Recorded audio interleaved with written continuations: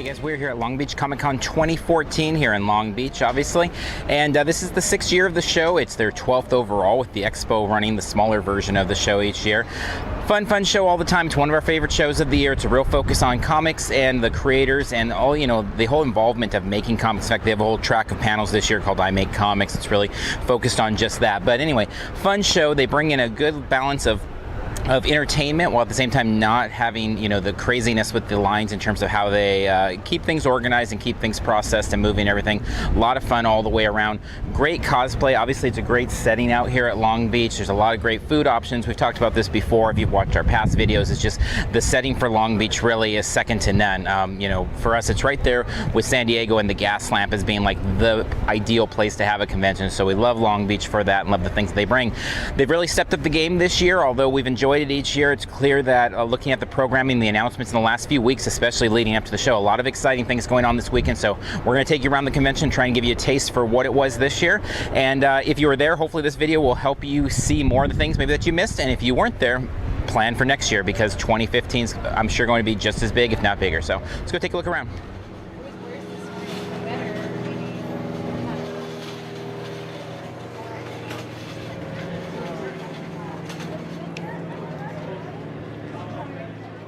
Okay, so we're here in the lobby of Long Beach Comic Con, and this year they've added a whole video wall and all kinds of fun things over here, a backdrop for cosplay, as they always have. They've broken up the registration areas, which is really nice because they've got it kind of separated out, helped to move lines a lot quicker in the mornings here. This whole area here is always great for cosplay photos. You can see a lot of that going on behind us. Also, as well, the outside. We're going to take a look around the floor. Again, the focus at the heart of the show is Artist Alley. You can tell that. I mean, it's just this giant cavernous area. If you didn't check out our pre-con coverage, we did a whole walkthrough of the floor of kind of as it was being developed, and you really get an idea of the size of Artist Alley before they even put anything there, just how much geographical space it's taking up at the show. Want to take a look at cosplay, though. The artists, obviously all the exhibitors and vendors down there. A lot of great deals, a lot of really unique items that we'll take you around the floor to look at and just give you a feel of all of what's going on at Long Beach this weekend. One thing to note as well, they did a really cool thing this year and teamed up with CW Flash for the new TV show coming out October 7th. People are really excited about it. They brought in Star Labs, a mobile truck, to kind of test your abilities as a metahuman. So we'll take you around a little bit of the truck to kind of see what that whole experience is. It is every bit a San Diego Comic Con offsite experience. So really fun, really cool thing that they teamed up with for this Sunday at the con. Also with that, if you're interested in that, on our YouTube channel, we'll have a full walkthrough video. So we'll give you a snippet of it here, but we'll give you the full walkthrough, all the different ways to test yourself in that main video. Check it out on our channel. But for now, let's get a look around the floor, take a look at some of the things that Long Beach has to offer in the way of cosplay, artists, and all the exhibitors.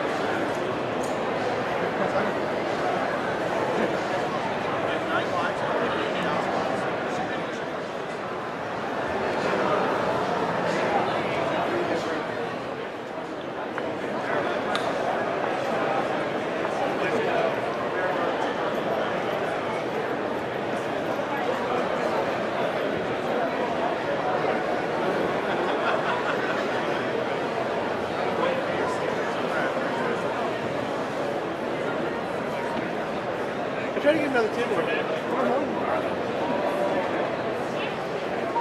Oh, it's right up there.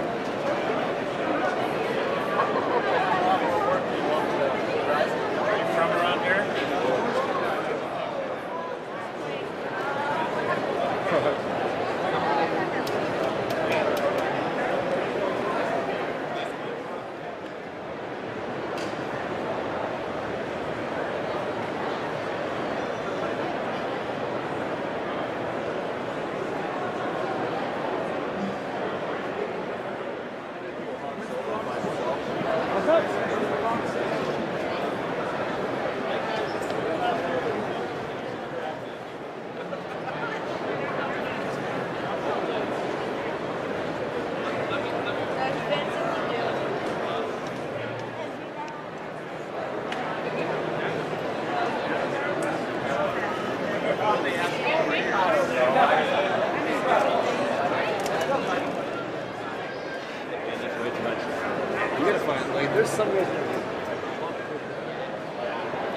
Yep. That's awesome.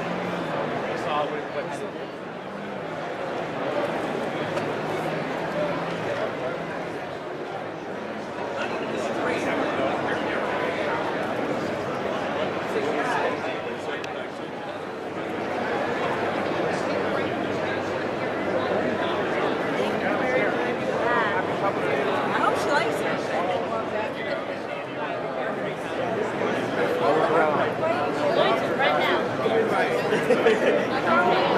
Right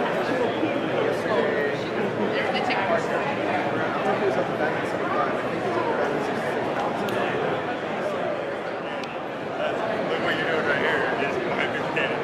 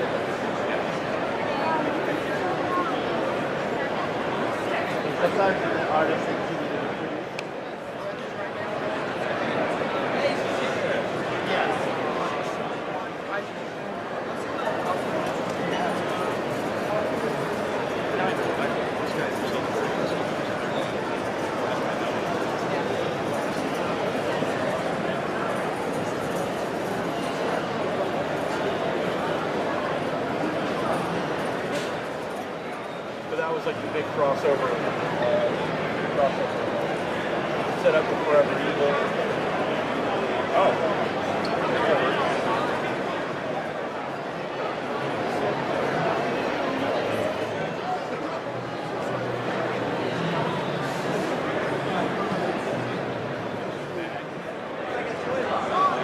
So just like in those little boxes over there, just gonna go in there and do those zero.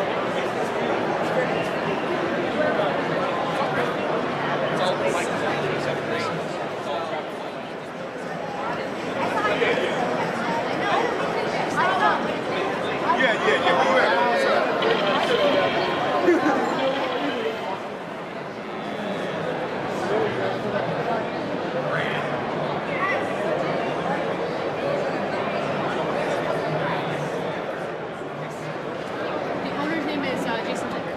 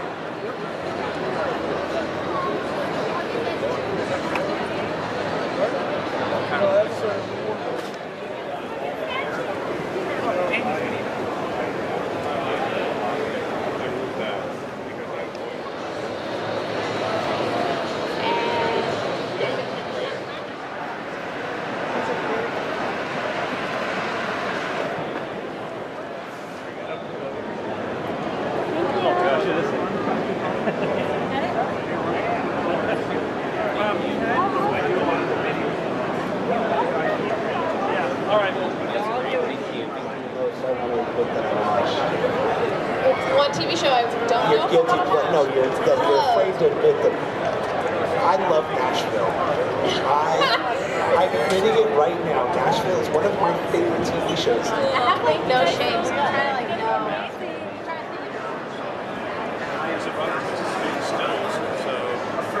Yeah, just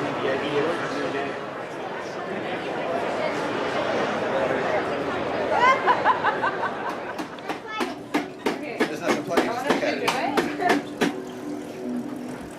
It's crazy. It's not really going on. It's called an object lesson. I don't know what I am. That's why you know trans, man. It's also because of the mutant population. Wait, so you have to read it? Barry Allen was just 11 years old when his brother was killed in a bizarre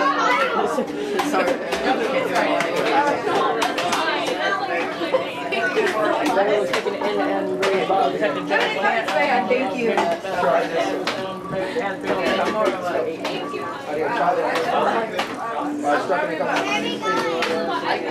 I want to get a Okay, one thing Long Beach has been known from the start of the shows is their panels. One of the things that really impressed us at the very beginning is their expo, which was just a one-day show at the time. They even had panels for those one-day shows, which is very rare to find. One-day shows are usually kind of, a swap meet, quick run-through to shop, and that's about it. But the fact that they had programming was a really cool thing, so we expect that from Long Beach. They've had some really neat panels over the year with Robot Chicken, Iron Man 3, having the director here, Shane Black, things like that. A lot of fun stuff on the Hollywood end, but always consistent in the comic area too. Jimmy Palmiotti, Amanda Connor's always consistent at the con, always bringing Jerry Conway legends and the new talent as well. So this year, though, the paneling stepped up again. Full panels. I think they had 8 rooms going on all Saturday, all Sunday. Lots of cool stuff into the night. They had the cosplay contest going on. Really cool. The cosplay contest started an hour and a half after the floor ended, so it allowed people to leave, get their food, come back and enjoy the contest. They also added these digital boards, which are really cool because they're up to the minute with any changes there, and so it's very professional, very cool there. Some highlights of the panels: Disney Afternoons, Gargoyles 20th anniversary reunion panel, Man of Action panel. Actually, as we're shooting this, is about to start here. Some really cool panels that attracted a lot of different types of crowds for it. We'll give you a look at some of the panels that we sat through, and we only recorded a handful of the ones that we actually went to, but this will give you a little taste for it. They've all done tons of stuff, but I'm just going to introduce them vis-a-vis what they did on Gargoyles. So down at the far end we have Dave Schwartz. Dave was the art director as we were developing the series. He created the inspirational designs for the trio, Brooklyn, Lexington, and Broadway. He fundamentally created the visual look of those characters. Sitting next to him is Tom Adcox, also known as Tom Adcox Hernandez, also known as the voice of Lexington and, strangely, Lexington's clone, Brentwood. Sitting next to him is Victor Cook. Vic was a storyboard artist on Gargoyles. Over here is my partner on the show, Frank Parr, the other producer on the show and also a director on the series. And my name is Greg Weissman. I was the creator of the show, one of the producers, and I wrote only one episode. So first we have Phil Barassa, who is he was the Emmy-winning character designer. Raise your hand. Okay, we have Cameron Bowen here. Yes, we have Cameron here, the voice of Robin, Tim Drake. We have Chris Carter, who was a composer on the show. We have Nicole Duke. She's the voice of Iris West Allen.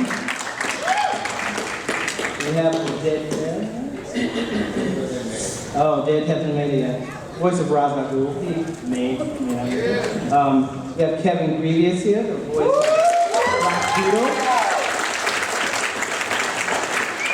We have Kevin Hopps, one of the writers of the show here. We have Brighton James, voice of Virgil Hawkins, or Ben Static. We have Josh Keaton, voice of the Black Spider. We have Curtis Miller, Curtis Collar, the talent coordinator. Back there.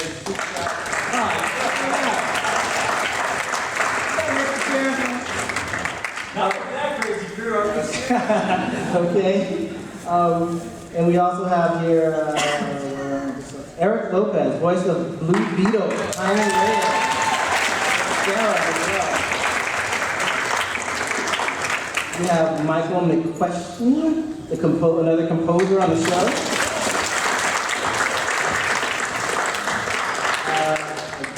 Jay Surratt.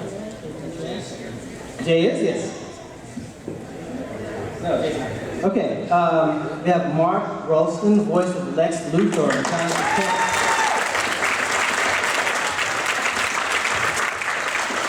Jason Cusack, voice of Kid Flash.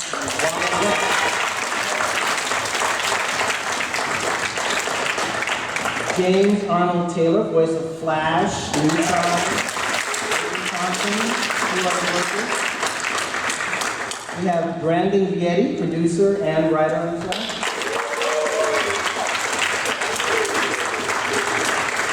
We have Greg Weissman, producer, writer, and voice of Lisa Fly. And we have David Wilcox, line producer. Here we have Bill Farmer, who you may know as the voice of Goofy.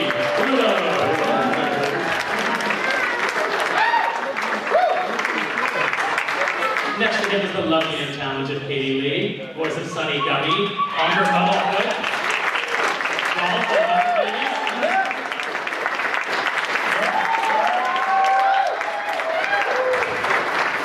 To her left is the lovely and talented Jim Cummings, voice of Gargoyle's Penny Theater.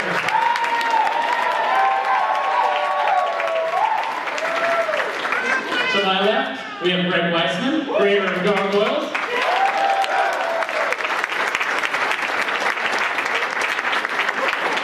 We have Jim Magon, creator of Tailspin, co-creator of Chippendales Rescue Rangers. And next to him, we have, I believe it's an Emmy that you won, some Emmys that you won, isn't it, Norman? Emmys. How many? Two Emmy Award-winning Mark Zaslow. And also created Tailspin with Jim Magon.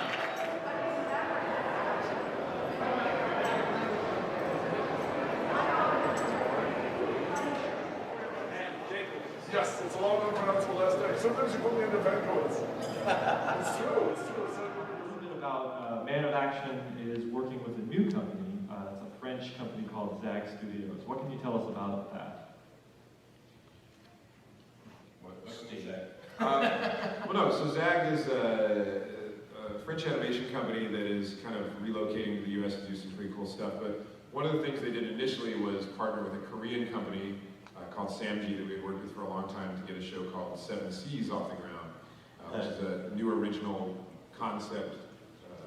So it was actually the thing we made up right after Ben 10. And it's just taken this long to get it off the ground. It's about a kid who's trapped in the Bermuda Triangle, which is like this cool junk drawer of the universe, and everything that's ever gone missing winds up there. And it's, it's just rip snorting adventure. We don't know what it's going to be called because there's a problem with the title in different languages, so it may not be called The Seven Seas by the time you see it. But you see a pirate kid whacking at space aliens and all kinds of craziness. That's probably it.